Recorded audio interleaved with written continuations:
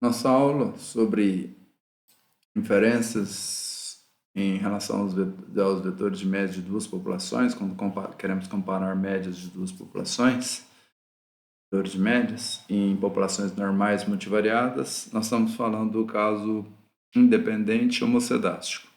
Temos uma introdução, apresentamos a hipótese de igualdade das médias e agora falamos da estimação de máxima verossimilhança no caso irrestrito. Agora vamos falar da estimação por máxima verossimilhança no caso restrito. Então, a nossa função de verossimilhança, sob a hipótese de que μ1, vetor de média μ1, é igual ao vetor de média μ2, é igual a um vetor de média comum μ, ela é dada por a mesma verossimilhança do caso irrestrito, agora ômega zero, né? Dados os nossos dados, IJ, I variando de 1 até 2, J variando de 1 até NI, N1 e N2. E N igual ao que nós vimos, N1 mais N2. Então, é uma função de μ, do vetor de μ comum e sigma. Antes era função de μi e sigma, né? Então, μ1 e μ2 e sigma. Três parâmetros, agora temos dois parâmetros, né? Dois parâmetros multivariados com vários componentes. Então, temos P parâmetros aqui e P mais 1 sobre 2 parâmetros aqui, né? Considerando todos os parâmetros dentro dessas matrizes e vetores. Então, a função de verossimilhança é essencialmente a mesma. Então, 2π elevado a menos np sobre 2, determinante de sigma elevado a menos n sobre 2, vezes exponencial dessa parte. Em vez de estar μi aqui, é o μ comum.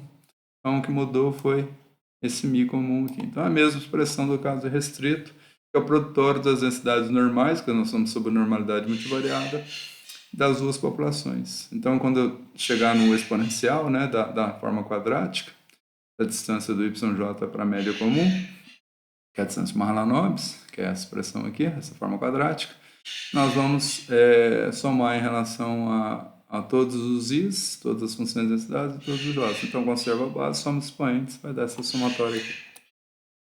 E a gente pode representar dessa outra forma, né, expandindo aquela forma quadrática, aplicando o traço no escalar, traço da soma dos traços e toda aquela a demonstração que nós já fizemos no capítulo anterior e que já fizemos anteriormente para uma população apenas, no caso do capítulo 5. Então, 2π elevado a menos np sobre 2, lembrando que o n é igual a n1 mais n2, né? Então, o n é o somatório, não é um n comum as duas amostras. N é a soma do n1, que é o tamanho da amostra 1, da população 1, e mais o n2, que é o tamanho da amostra da população 2.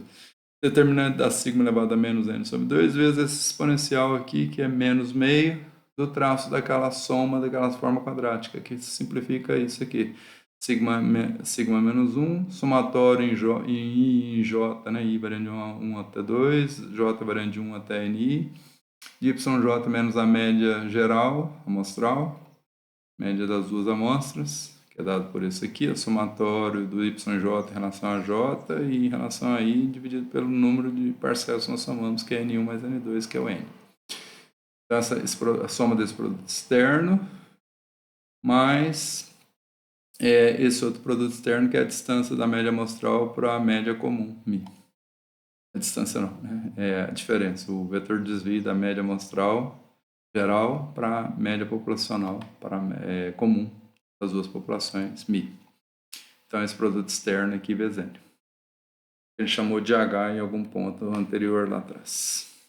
Então, se nós derivarmos a nossa função suporte, a função log verossimilhança, tomarmos o logaritmo e derivarmos, nós vamos ter o máximo. Então, essa g aqui, essa aqui é a função de verossimilhança. Se nós derivarmos a função de verossimilhança, vamos ter a função suporte ou a função log verossimilhança. E se derivarmos essa função, para ficar bem claro, desculpem, nós vamos ter e igualarmos a zero e resolvermos o sistema, nós teremos as soluções das estimativas de máxima verossimilhança, no caso restrito. Então, menos np sobre 2, logaritmo, usando propriedades do logaritmo, de 2π, menos n sobre 2, logaritmo determinante da sigma, menos meio daquele exponencial lá. Para maximizar, então, tomamos as derivadas de primeira ordem em relação a μ e depois em relação a sigma, igualamos a zero, né? Ou vetor, ou matriz de zeros, e resolver um sistema de equações que se apresenta. Então, a primeira derivada em relação a μ, nós chegamos nessa expressão aqui, n, sigma menos 1, y barra menos μ, igualando a zero, isso aqui só vai ser zero quando o μ chapéu foi, e aí a gente usa o chapeuzinho, né? Porque aí ele passa quando igualarmos a zero, nós queremos estimador de massa verossimilhança. Então, só vai ser zero se o μ chapéu for igual a y barra, em que essa diferença aqui, essa distância aqui, dá zero. Mi chapéu, sem ser padronizada, né? Mi chapéu, então é o y barra, é a média geral, é uma média ponderada das duas amostras, ponderado pelo tamanho amostral, N1 vezes a média amostral 1, mais N2 vezes a média amostral 2 sobre N. Que é o somatório de todas as observações, I variando de 1 até 2, J variando de 1 até NI, dos Y e J, dividindo por N1 mais N2, que é o N. Ou seja, a média geral, como se nós tivéssemos combinado a amostra numa única amostra, tamanho N. Somar todas as observações e dividir por N.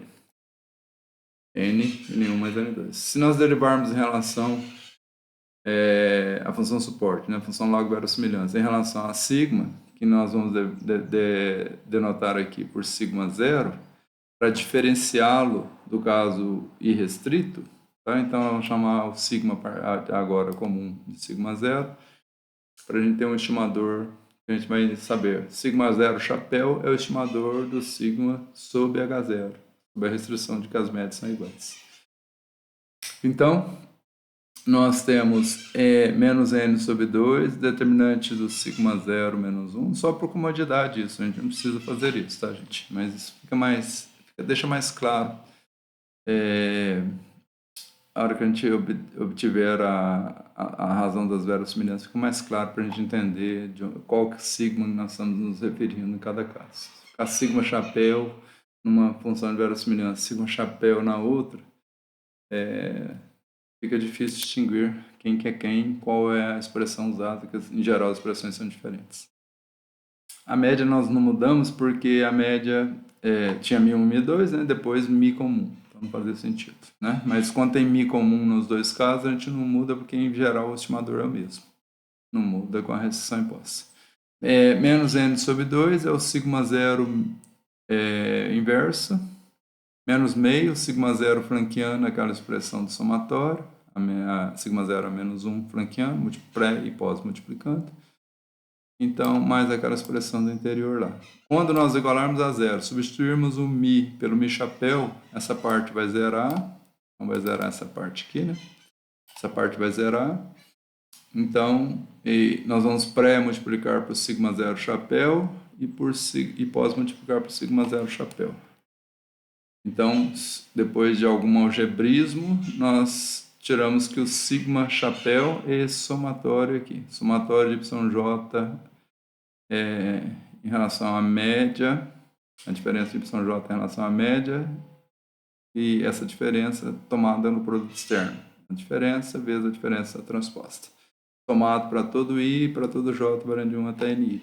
E dividido pela soma dos NIs, né, que é o número de parcelas que nós somamos aqui, N1 mais N2. Substituindo os estimadores da média da matriz de covariância comum na função de verossimilhança 9, substituindo o μ pelo y barra e o sigma por sigma zero, então nós vamos chegar nessa expressão aqui. E esse sigma zero, ele é exatamente essa expressão aqui. Tá? Então, esse é o máximo. Veja que essa parte é igual ao caso restrito e essa parte também. Então, nós vamos ter lá no caso restrito, quando nós fizermos o teste da razão de verossimilhança, que vai ser a nossa próxima aula, nós vamos ter a razão desse determinante aqui, elevado a menos n sobre 2, sobre o determinante da sigma chapéu elevado a menos n sobre 2. Então, nós vamos ter uma razão, né, de variâncias generalizadas elevada a uma potência n sobre 2, ou menos n sobre 2, como queira. Então, até a próxima aula, que nós vamos ver o teste da razão de verossimilhança. Então, eu vou fazer só essa parte da maximização do caso restrito. Chegamos nesse máximo, agora vamos obter a razão desse máximo em relação ao máximo do L de ômega. Então, L de ômega 0 dividido pelo L de ômega nos seus pontos de máximos. São essas expressões aqui e aquela anterior, no final da aula passada. Então, obrigado por assistirem, até a próxima aula.